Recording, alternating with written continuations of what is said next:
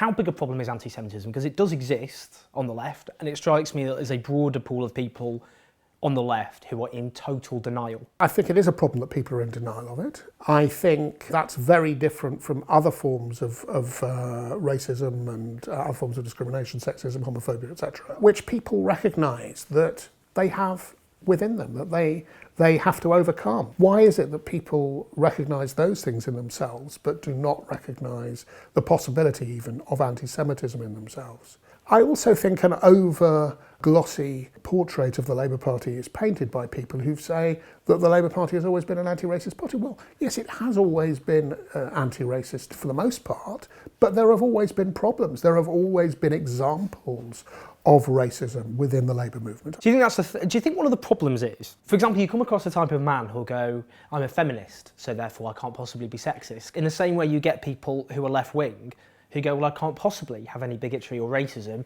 because I'm left-wing, so they then don't interrogate their own prejudices. Every single one of us has grown up in a society which is racist, which is sexist, which is homophobic, and every one of us is bound to have some of that within us. There is no one free of that.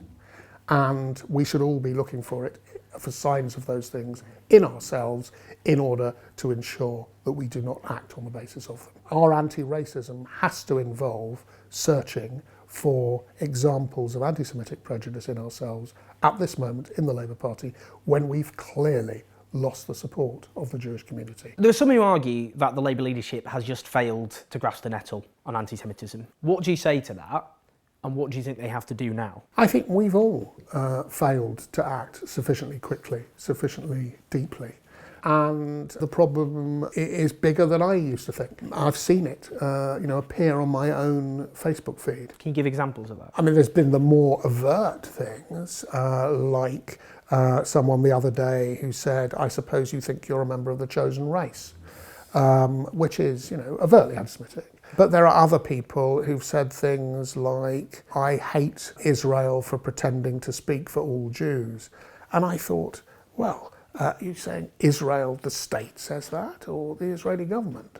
Or do you mean all Jews? Do you hate Israel? That's something you hate Jews for, or you hate Israelis for? It seems to me that's an overreaction. It may well be that Israeli politicians don't speak for us, they don't speak for me. I'm a British person. They don't speak for British Jews, actually. Not on matters of the Israeli-Palestinian conflict. They might speak for Jews in Britain if they were making statements about the oppression of Jews in another country, in Hungary, for example. Yeah, then they might speak for other Jews, but they don't speak for me on all matters. Of course, virtually nothing. I have strong disagreements with all Israeli governments over the last at least 2 or 3 decades. And yet, someone, says this who appears to be a socialist, who's hating people or a country for that reason. That it can only be seen, I'm afraid, as anti-Semitic, inadvertent or not. There was this story about leaked minutes from the National Executive Committee suggesting you and others actually hadn't, in some cases, had suggested, well, actually,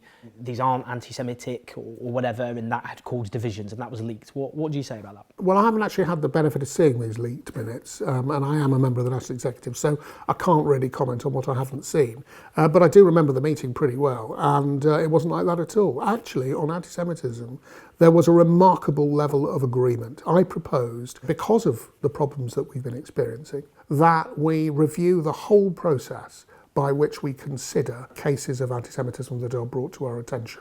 From the point that the charges are brought to what the rules say, through how they're investigated, to how they're brought to the NEC, to how they're, if they're passed on to the National Constitutional Committee, which is the kind of final court, if you like, how that handles them.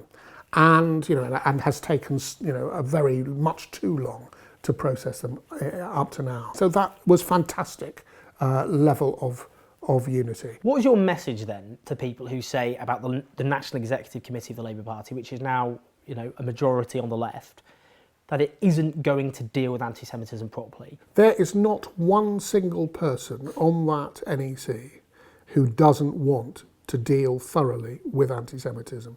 And not only that, but we are more united on anti-Semitism than we are on pretty much anything else in the party, in wanting to eradicate it. I can assure you that left and right and everything in between, on the national executive will deal with this issue.